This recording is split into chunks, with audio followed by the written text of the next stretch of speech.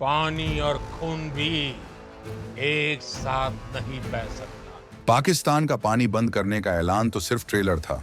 असली पिक्चर तो अब शुरू हुई है। जी हाँ, मोदी सरकार अब उस पानी की एक एक बूंद का हिसाब करने जा रही है जो दशकों तक दुश्मन की जमीन को सींचता रहा। अब उस पानी के हर कतरे को मोड़कर भारत के अपने राज्यों को लबालब करने का वो मेगा प्लान तैयार हो चुका है, जिसकी खबर लगते ही इस्लामाबाद के सत्ता के गलियारों में हड़कंप मच गया है।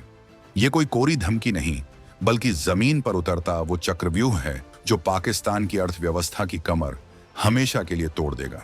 जब दुनिया सोच रही थी कि भारत सिर्फ बयानों तक सीमित रहेगा, तब पर्दे के पीछे भारत के सबसे काबिल इंजीनियर और रणनीतिकार एक ऐसे महाअभियान को अंतिम रूप दे रहे थे जो न सिर्फ भारत के करोड़ों किसानों की किस्मत चमकाएगा, बल्कि पाकिस्तान को पानी के लिए तरसाकर उसे उसकी असली औकात दिखा देगा।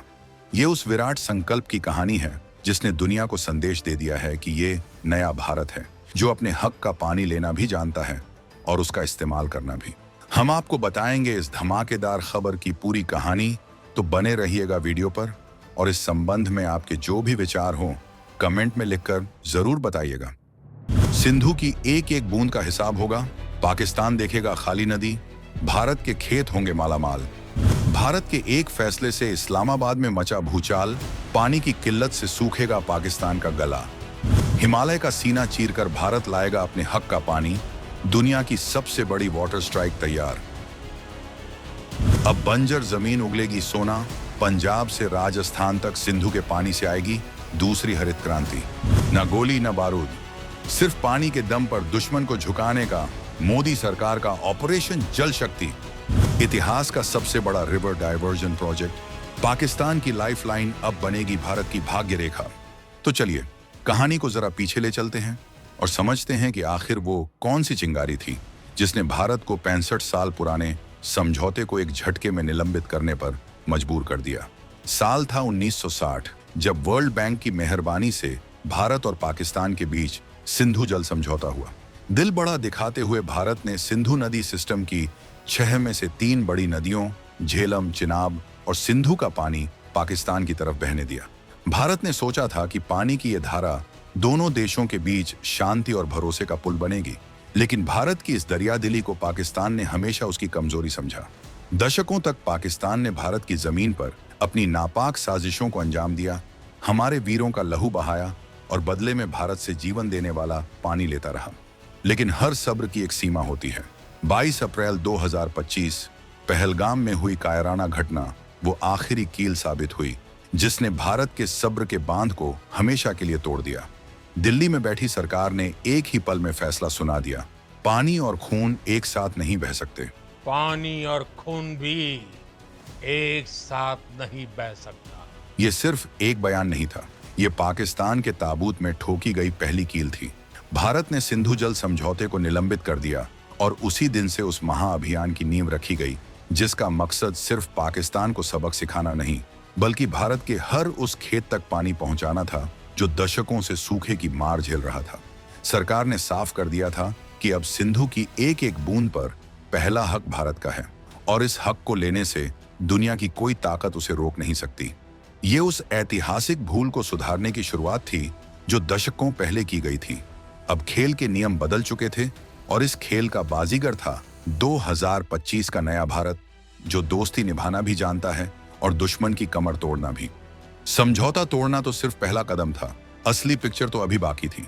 सवाल यह था कि जिस पानी को पाकिस्तान का लाइफलाइन माना जाता था, उस पानी का भारत करेगा क्या? यहीं से शुरू होता है भारत के इंजीनियरिंग और इच्छा शक्ति का वो अध्याय जो आने वाली सदियों तक मिसाल बनेगा। भारत सरकार ने एक ऐसे प्रोजेक्ट को हरी झंडी दी जिसका नाम है इंडस व्यास इंटरबेसिन ट्रांसफर प्रोजेक्ट। नाम सुनने में थोड़ा टेक्निकल लग सकता है, लेकिन इसका काम बिल्कुल सीधा और सपाट है। सिंधु नदी के पानी को मोड़कर भारत के उत्तरी राज्यों की प्यास बुझाना। इस मेगा प्लान के 2 सबसे बड़े हीरो हैं, एक 14 किलोमीटर लंबी सुरंग और एक 113 किलोमीटर लंबी नहर। जरा कल्पना कीजिए, हिमालय के सीने को चीरकर दुनिया की सबसे मजबूत और खतरनाक चट्टानों के बीच से 14 किलोमीटर लंबी एक सुरंग खोदी जाएगी। ये कोई मामूली सुरंग नहीं होगी, ये वो रास्ता होगा जिससे सिंधु का पानी अपना पुराना रास्ता भूलकर व्यास नदी में मिलेगा और फिर वहां से भारत के खेतों की तरफ दौड़ेगा।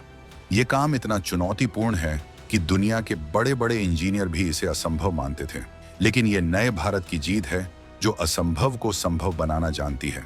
इस नामुमकिन से दिखने वाले काम का जिम्मा दिया गया है भारत की शान L&T को, जिसने अपनी विस्तृत परियोजना रिपोर्ट यानी DPR पर काम शुरू भी कर दिया है। बताया जा रहा है कि अगले साल तक ये DPR फाइनल हो जाएगी और उसके बाद शुरू होगा इतिहास का सबसे बड़ा और सबसे मुश्किल निर्माण कार्य। इसके साथ ही 113 किलोमीटर लंबी एक नहर का जाल बिछाया जाएगा जो इस पानी को पंजाब, हरियाणा, राजस्थान और जम्मू कश्मीर के उन इलाकों तक पहुंचाएगी जहां आज भी लोग पानी की एक एक बूंद के लिए तरसते हैं। ये सिर्फ एक प्रोजेक्ट नहीं, ये भारत का वो ब्रह्मास्त्र है जो एक ही वार से दो निशाने लगाएगा। पहला, भारत की जल आत्मनिर्भरता और दूसरा, दुश्मन की आर्थिक बर्बादी।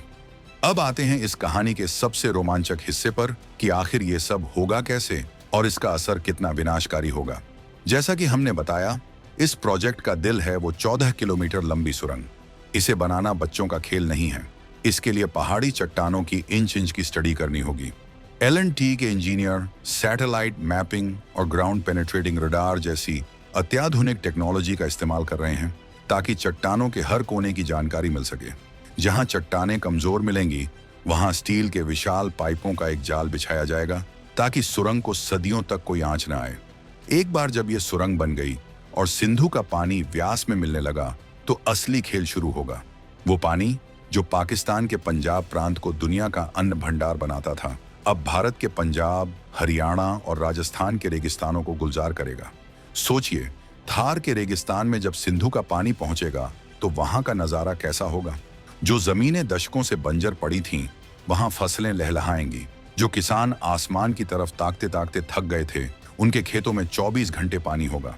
इससे भारत की कृषि पैदावार में जो उछाल आएगा वो हमारी अर्थव्यवस्था को एक नई रफ्तार देगा। जम्मू कश्मीर और लद्दाख के ऊंचाई वाले इलाकों में भी पीने के पानी और सिंचाई की समस्या हमेशा के लिए खत्म हो जाएगी। ये प्रोजेक्ट सिर्फ पानी का ट्रांसफर नहीं है, ये भारत के लिए समृद्धि और विकास का एक नया हाईवे है। सरकार का टारगेट बिल्कुल साफ है, 2029 के लोकसभा चुनावों से पहले इस प्रोजेक्ट को पूरा करके देश को समर्पित करना। ये एक ऐसा मास्टर स्ट्रोक है जो न सिर्फ देश के करोड़ों किसानों की किस्मत बदलेगा, बल्कि आने वाले कई चुनावों के नतीजे भी तय कर देगा। चलिए अब सिक्के का दूसरा पहलू देखते हैं। जब भारत के खेतों में हरियाली छाएगी तो पाकिस्तान में क्या होगा? इसका जवाब एक शब्द में है, तबाही। पाकिस्तान की 80% से ज्यादा खेती सिंधु नदी के पानी पर निर्भर है।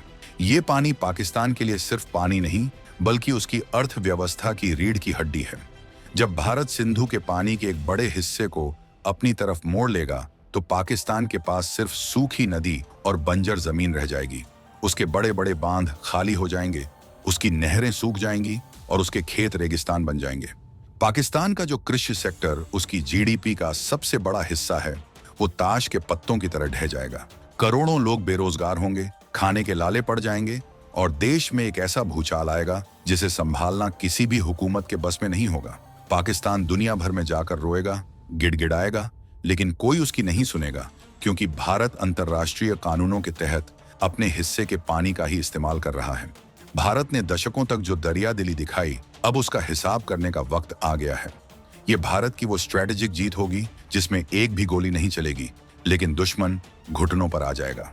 ये कदम पाकिस्तान को आर्थिक रूप से इतना पंगु बना देगा कि वो दोबारा कभी भारत की तरफ आंख उठाने की हिम्मत नहीं कर पाएगा। दुनिया देखेगी कि कैसे एक देश अपनी संप्रभुता और अपने लोगों के हितों की रक्षा के लिए शांत रहकर भी सबसे बड़ा कदम उठा सकता है। ये सिर्फ एक प्रोजेक्ट नहीं, ये नए भारत की नई विदेश नीति और राष्ट्रीय सुरक्षा नीति का एक जीता जागता सबूत है। तो कुल मिलाकर सिंधु नदी के पानी को मोड़ने का ये महाअभियान सिर्फ एक इंजीनियरिंग का करिश्मा नहीं है, बल्कि ये 21वीं सदी के भारत की दूरदर्शिता, उसकी इच्छा शक्ति और उसकी ताकत का प्रतीक है। ये उस नए भारत की कहानी है जो अब किसी के रहम मोकरम पर नहीं जीता, बल्कि अपनी तकदीर खुद लिखता है। ये प्रोजेक्ट साबित करता है कि भारत अब रक्षात्मक नहीं, बल्कि आक्रामक रणनीति पर विश्वास करता है, जहां दुश्मन को उसके घर में घुसकर उसके सबसे कमजोर नस पर वार करके परास्त किया जाता है। जब हिमालय की चट्टानों को तोड़कर भारतीय इंजीनियर रास्ता बनाएंगे, तो वो सिर्फ पानी के लिए रास्ता नहीं होगा, वो दुनिया में भारत के बढ़ते दबदबे का रास्ता होगा। जब रेगिस्तान में सिंधु का पानी पहुंचेगा तो वो सिर्फ खेतों की प्यास नहीं बुझाएगा, वो 140 करोड़ हिंदुस्तानियों के स्वाभिमान को भी तृप्त करेगा। ये सिर्फ एक नहर या सुरंग नहीं, ये नए भारत की वो भाग्य रेखा है जिसे अब भारत खुद अपने हाथों से लिखेगा, और इस रेखा को मिटाने की हिम्मत अब किसी में नहीं होगी। ये तो बस एक शुरुआत है, एक झांकी है। असली पिक्चर तो अभी बाकी है मेरे दोस्त। आपको क्या लगता है, भारत के इस ऐतिहासिक कदम का पाकिस्तान और दुनिया पर क्या असर होगा? क्या ये भारत का सबसे बड़ा मास्टर स्ट्रोक है? अपनी राय कमेंट्स में लिखकर जरूर बताइएगा। हमें आपके विचारों का इंतजार रहेगा। लेकिन रुकिए, कहानी अभी खत्म नहीं हुई है। सिंधु का पानी तो बस शुरुआत है। ब्रह्मपुत्र नदी पर चीन, जो दुनिया का सबसे बड़ा बांध बनाकर भारत के लिए जाल बिछा रहा है, भारत उस ड्रैगन की चाल को कैसे तोड़ेगा? क्या भारत के पास चीन को जवाब देने के लिए कोई सीक्रेट प्लान तैयार है? जानेंगे हमारी अगली धमाकेदार कहानी में। तो हमसे जुड़े रहिएगा। जय हिंद।